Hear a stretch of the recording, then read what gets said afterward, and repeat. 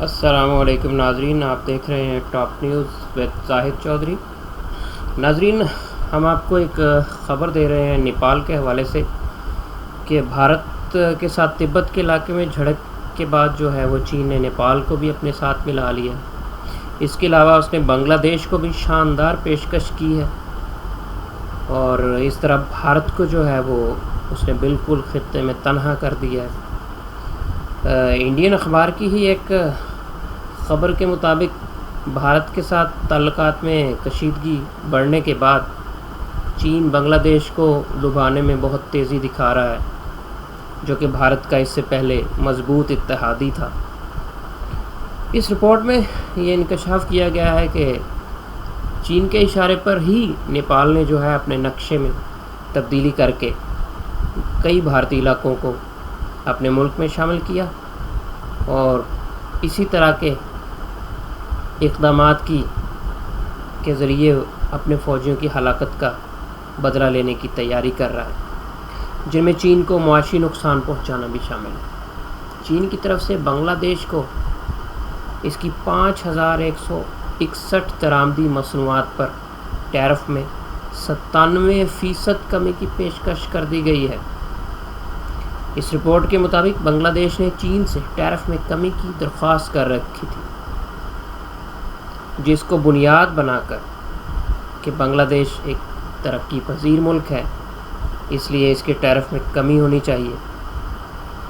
تاہم گلوان ویلی میں ہونے والی جھڑپ کے اگلے ہی روز بنگلہ دیش کی اس درخواست کو منظور کر لیا گیا، اور اس کی 5000 سے زائد مصنوعات پر ٹیرف میں 97% تک کمی کی پیشکش کر دی گئی۔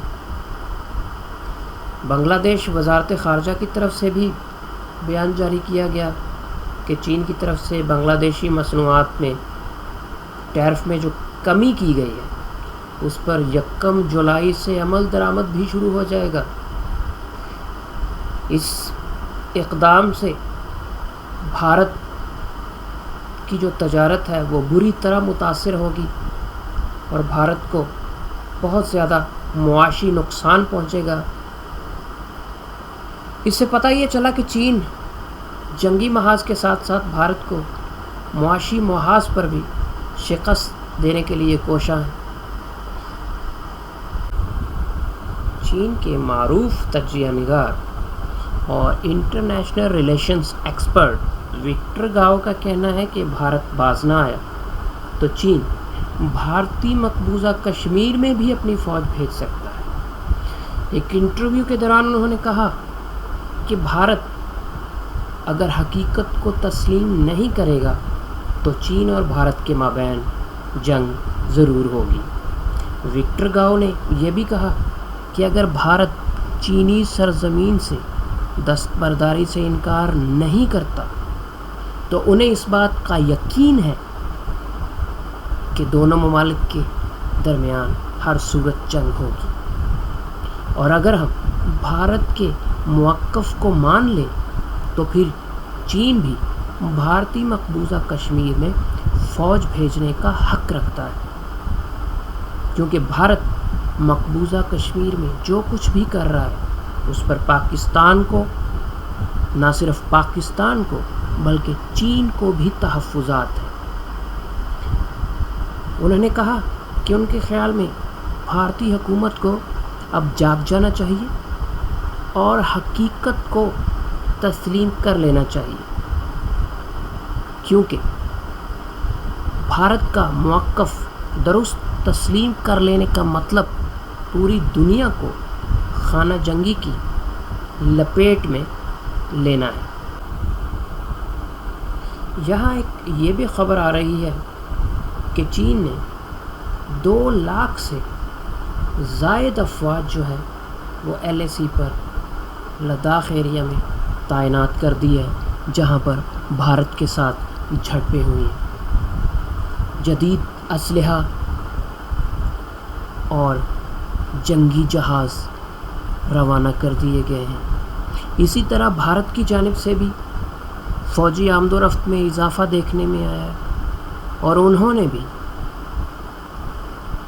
جنگی جہاز اپنی اگلی جو بیسز ہیں ان پہ تعینات کر دیے ہیں، اور مزید بھارت نے روس سے کچھ جہاز آرڈر بھی کر دیے ہیں تاکہ چین کے خلاف کسی بھی طرح پیدا ہونے والا تناؤ اگر جنگ کی طرف جاتا ہے تو وہ اسے ضرورت پڑے گی، کیونکہ بھارتی فضائیہ اس وقت اس پوزیشن میں نہیں ہے کہ وہ چین کے خلاف کوئی محاذ کھول سکے۔ اب چین نے بھارت کے سامنے یہ شرط رکھ دی ہے کہ اگر اس نے لداخ کی زمین حاصل کرنی ہے تو مقبوضہ کشمیر کی جو حیثیت ہے، جو پہلے حیثیت تھی، وہی بحال کرے۔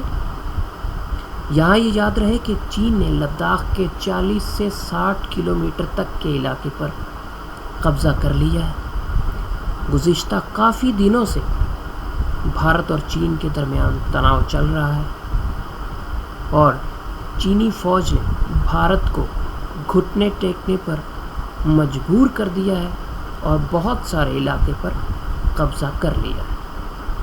بھارت کی حکمران جماعت بی جے پی اس وقت شدید دباؤ کا شکار ہے۔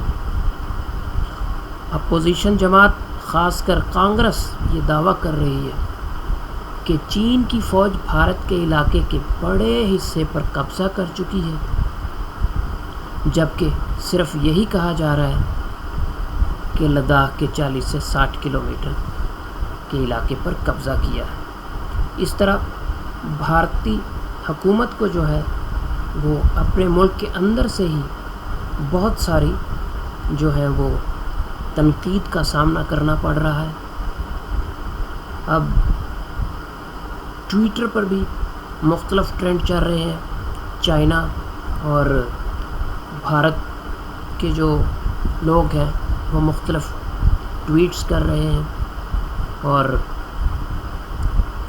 3 ایڈیٹس بھارتی مووی جو کہ لداخ کے اسی علاقے میں بنی تھی، اس کے کچھ مناظر فلمائے گئے تھے جس پر اب چین کا قبضہ ہو چکا ہے، تو اس سلسلے میں بھی بہت سارے ٹویٹس جو ہیں وہ سامنے آ رہے ہیں۔ اور ایک چینی صارف نے تو یہ بھی کہا ہے کہ چین کو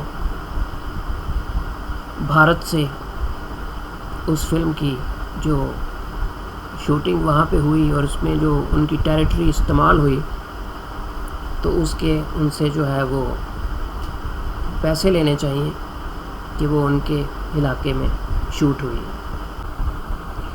ناظرین، اگر ہم یہ کہیں کہ بھارت وادی گلوان کھو چکا ہے تو اس میں کوئی مذائقہ نہیں، کیونکہ آج تو چین نے کھلم کھلا وادی گلوان پر اپنی ملکیت کا اعلان کرتے ہوئے کہا کہ یہ ان کی تحویل میں ہے اور ان کے دائرۂ اختیار میں ہے، اور یہ کبھی بھی بھارت کا حصہ نہ تھی، بلکہ اب چین نے یہ بھی کہا ہے کہ بھارت جو مرضی کر لے، وادی گلوان کا یہ سارا علاقہ اس کا ہے اور اس سے آگے اور کوئی حقیقت نہیں ہے۔ چین نے ساتھ میں یہ بھی کہا ہے کہ بھارت اگر باز نہ آیا اور اپنے فوجیوں کو لگام نہ ڈالی تو اسے اس سے بھی بڑے نقصان کا سامنا کرنا پڑے۔ حالیہ واقعات کے نتیجے میں بھارت کو پوری دنیا میں رسوائی کا سامنا کرنا پڑا ہے۔ بھارت کے اندر سے بھی مودی کے خلاف آوازیں اٹھنا شروع ہو گئی ہیں، جبکہ مودی نے اس سارے واقعے پر چشم پوشی کر رکھی ہے۔ اپوزیشن جماعتوں کی طرف سے مسلسل تنقید کا نشانہ بنایا جا رہا ہے، اور مودی پر چین کے سامنے ہتھیار ڈالنے تک کا الزام لگایا جا رہا ہے۔ راہل گاندھی نے بھی ایک سوال اٹھایا ہے کہ اگر زمین چین کی تھی تو پھر اس نے ہمارے فوجیوں کو کس مقصد کے لیے مارا۔ اس صورتحال میں بہت دلچسپ چیزیں سامنے آ رہی ہیں۔ بھارتی جرنیل ایک طرف تو اپنی بہادری کے قصے بیان کرتے ہوئے نہیں تھکتے، تو دوسری طرف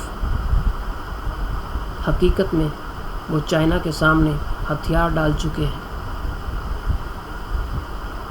بھارتی افواج جو کہ اپنے آپ کو بہت بہادر فوج کہتی ہے، چائنا کے آگے اس کی ایک نہیں چل رہی، اور اب وہ مقبوضہ کشمیر میں نہتے کشمیریوں پر ظلم و ستم میں اضافہ کر رہے ہیں، اور LOC پر نہتے اور معصوم شہریوں کو فائرنگ کا نشانہ بنا رہے ہیں۔